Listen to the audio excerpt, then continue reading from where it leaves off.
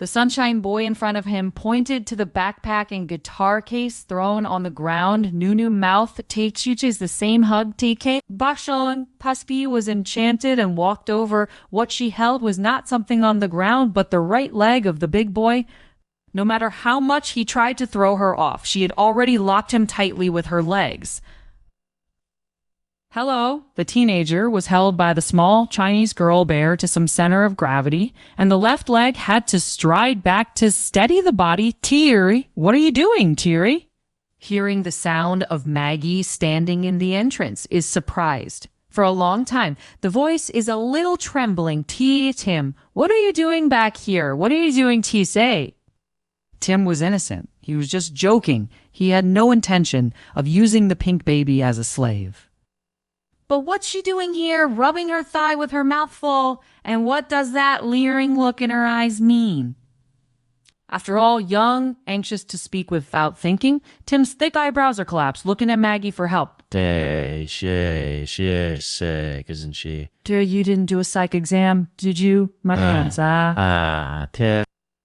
After a long struggle to get Peep Chong off Tim's lap, Maggie throws a tissue to wipe Tim's pants. She pulls Peep Chong aside. Dear Alyssa, this is Tim. Day before she could finish the second part of the sentence.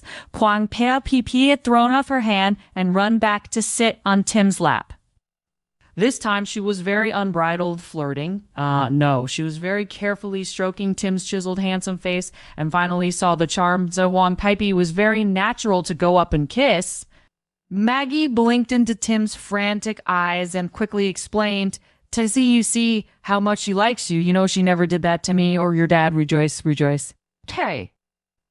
Tim looked at the little girl, smiling sweetly at him, naturally not angry. His heart is still soft and soft. Seeing the little girl's face gradually enlarge before his eyes, it seemed that one more kiss could not run away, and Tim simply closed his eyes and handed his face to him. Say, Wang Pp had to kiss several times before she was enough. She licked her lips and rubbed her thumb over her mouth as if she were satisfied with Tim's taste. Smile, Tim finally felt that the little girl's eyes were getting worse and worse. Although it was an innocent and lovely appearance, Tim always felt that's not really passion in her eyes. It's animalist. Strong pull, hard drag Vashuang Paipi finally caught down from Tim. See her ass is gonna follow Tim to take a bath upstairs. Maggie quickly, a hand to stop. Say, baby, this can't tear. Veronica helplessly curled his mouth. Maggie hadn't thought to educate Alyssa so early on the differences between male and female bodies. But Tim was a teenager, and the last time she and Peter had kindly reminded us how to use condoms, Tim had rejected them, and now think of Alyssa's overzealous behavior toward her big brother. Maggie had to say something.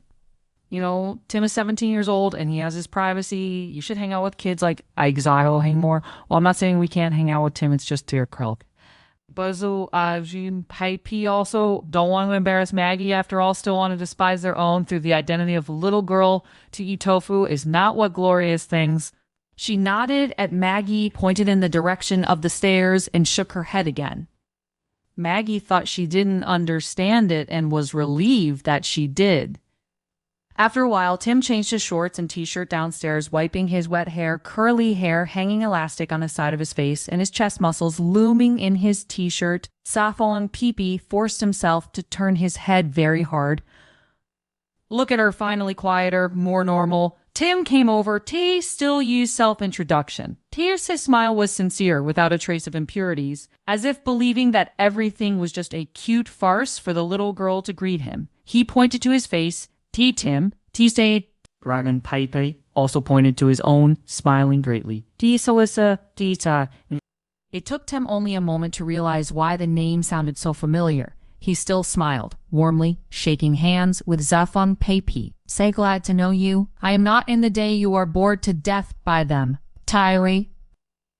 In the face of such a smile and such honest words from a handsome big boy, Seshuan Pifi forgot what he should say and what he should not say. She smiled and nodded. Sees me too, Steve.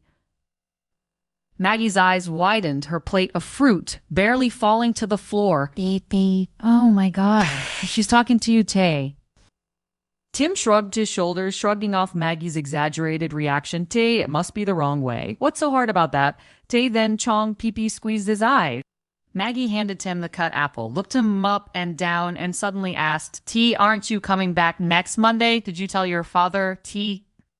Tim sat down on the couch with his legs open and continued to wipe his hair. Chong pee-pee took the opportunity to sit on his lap again. After the Washington show, the school arranged to climb the mountain in the national park. Too boring? Yo, I couldn't take it anymore and asked Johnny to drive me home this morning. Sir? Because what Maggie exclaimed, you came back without telling the school. You asked Johnny to drive you. Does Johnny have a license yet? Whose car is he driving, Tace?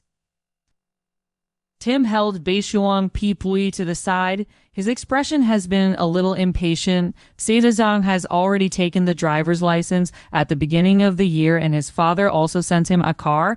Tirani called the teacher on the way back and said that the remaining days are free activities anyway. What does it matter? What does it matter? Day, Maggie frowned and raised her voice. You didn't even call to ask for our opinion. Will your father and I always be the last to know the next time you decide to let Johnny go missing with you, Tio? I'm bored. Tim's negative emotions reached a peak during I'm not already back. I'm going to my room. Call me at dinner time, because he jumped up the stairs and slammed the door. Margie was so choked by Tim's words that she stood alone in the kitchen and took several deep breaths before she recovered some of her emotions. Dinner. Do you think I'm a cooked egg? Maggie said, came over and touched Shawana Pipi's little head, and her tone softened gradually. Tea didn't scare you. Perhaps adolescent children always like to contradict their parents for a few words, or always show different views with their elders in order to prove that they are different.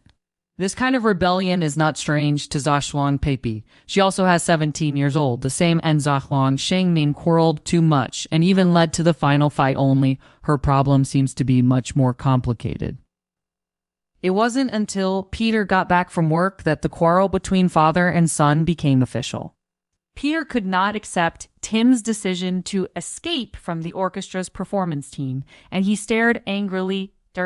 What is your attitude? Tish, do you understand what group activity means? Do you have any idea how much trouble you're causing the school? T say. Perhaps Peter's tone is too strong. Maggie cannot help but want to defend Tim. PA, maybe Tim has his reasons. Tim, why don't you tell us why TC? Facing them is Tim, who doesn't look up at all. He only bent his head to eat and did not pay any attention to Peter nor to Maggie's account. You will apologize for your tone and your mother this afternoon, and you will call the colonel tomorrow morning to apologize today. Hey, I'm talking to you. Peter was very angry and smashed his fork on the table. As long as you live under this roof, you will be polite to me and your mother, Tiva. Are you going to say I'm not allowed to eat either? Tim looked up, looking at Peter's eyes with a more severe so I'm full anyway. You're not going to ban my feet anyway. I'll go back to my room and leave you alone. He deliberately stood up and made a gentleman's salute with an indifferent expression and went upstairs without looking back. During the argument between the two, Maggie always had a hand on Zhuang Peipi's shoulder, and Zhuang Peipi could feel Maggie's slight trembling. The disappointment, the sadness, and the anger that followed it made Peter lose his appetite again and clenched his hand between his eyes and said nothing. His heart now bore not only the anger that Tim had once again caused trouble, but also too much helplessness.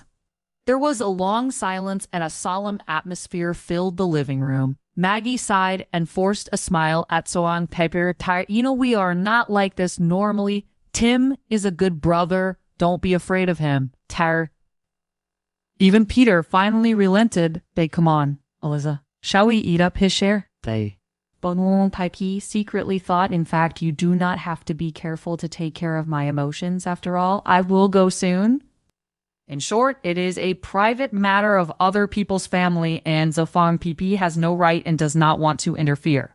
I'm just wondering, how does Tim drive the good-natured Peter out of control on a regular basis? She pretended not to understand anything, smiling innocently at Maggie and Peter.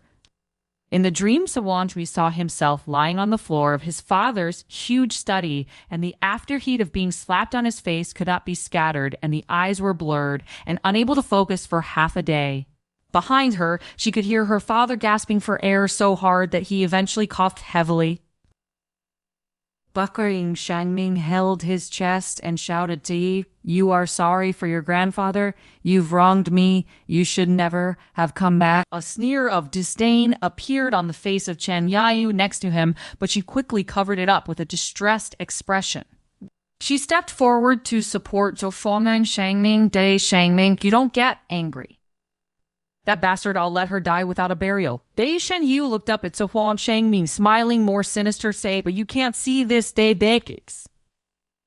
Bachelan Paipi woke up from the dream. The face was white, solidified as fixed, sitting on the bed. Surrounded by the dark of Afsioan, Paipi sat quietly for a long time before realizing that he had sweat and wet the whole back. Her hand, reaching out to turn on the light, stopped in the air, and her eyes were staring at a warm glow outside the crack of the door. The Alkene alarm clock at the head of the bed said it was 3 o'clock in the morning.